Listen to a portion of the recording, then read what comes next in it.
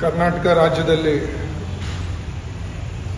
ಮುಖ್ಯಮಂತ್ರಿ ಅವರ ಬದಲಾವಣೆ ಅಂತಕ್ಕಂಥ ಕೂಗು ಕಾಂಗ್ರೆಸ್ ಸರ್ಕಾರ ಬಂದ ಮೊದಲನೇ ದಿನದಿಂದಲೂ ಪ್ರಾರಂಭ ಆಗಿತ್ತು.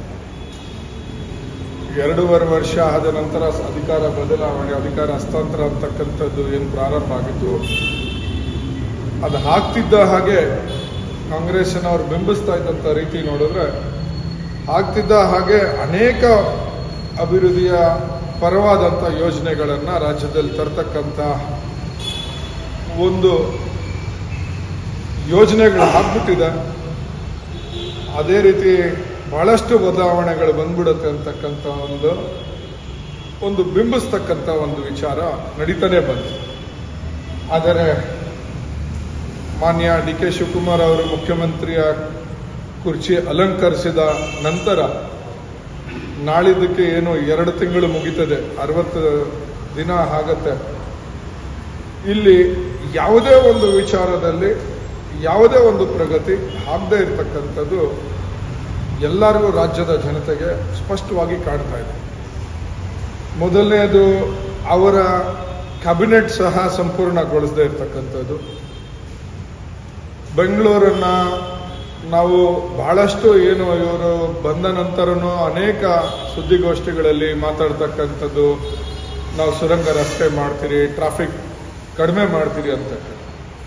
ಇವತ್ತಿನ ನ್ಯೂಸ್ ಪೇಪರಲ್ಲೂ ಸಹ ಆರ್ಟಿಕಲ್ ಇದೆ.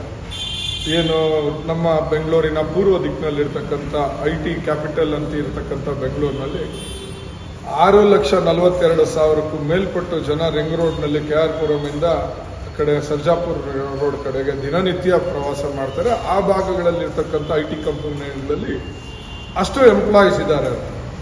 ಆದರೆ ದಿನನಿತ್ಯ ನಾನು ಸಹ ಬೆಂಗಳೂರು ಪೂರ್ವದಲ್ಲಿ ವಾಸ ಇರತಕ್ಕಂಥವನು, ಈಗ ನಮ್ಮ ಕಾರ್ಯಾಲಯದಲ್ಲಿ ನಾವು ಚರ್ಚೆ ಮಾಡ್ತಾ ಇದ್ರಿ, ಎಷ್ಟು ಸಮಸ್ಯೆ ಆಗ್ತದೆ ಒಂದು ಸಾಮಾನ್ಯ ವ್ಯಕ್ತಿಗೆ ಬೆಂಗಳೂರು ಅಥವಾ ಮಲ್ಲೇಶ್ವರದಲ್ಲಿ ಬರಬೇಕು ಕಾರ್ಯಾಲಯಕ್ಕೆ, ಅಥವಾ ಬೆಂಗಳೂರಿನಲ್ಲಿ ಓಡಾಡಬೇಕು ಅಂತಕ್ಕಂಥ ಸಮಸ್ಯೆ.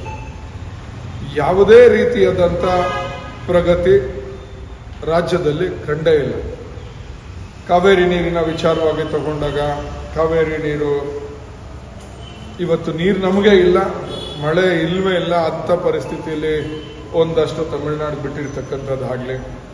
ಹಾಗೆ ಇದನ್ನೆಲ್ಲವನ್ನೂ ಬಿಟ್ಟು ಎಂಥ ಯೋಜನೆಗಳಿಗೆ ಕೈ ಹಾಕ್ತಿದ್ದಾರೆ ಮುಖ್ಯಮಂತ್ರಿ ಅವರು ಅಂದರೆ, ಖಾಲಿ ಸೈಟ್ ಇದ್ರೆ ನೀವು 5 ವರ್ಷದ ಒಳಗಡೆ ಮನೆ ಕಟ್ಟಿಲ್ಲ ಅಂದರೆ ಸೈಟನ್ನು ನಾವು ಮುತ್ತಿಗೆ ಹಾಕ್ಕೊಳ್ತೀರಿ, ಸೈಟ್ ಸರ್ಕಾರಕ್ಕೆ ತಗೊಳ್ತೀರಿ ಅಂತಕ್ಕಂಥ ವಿಚಾರಗಳು.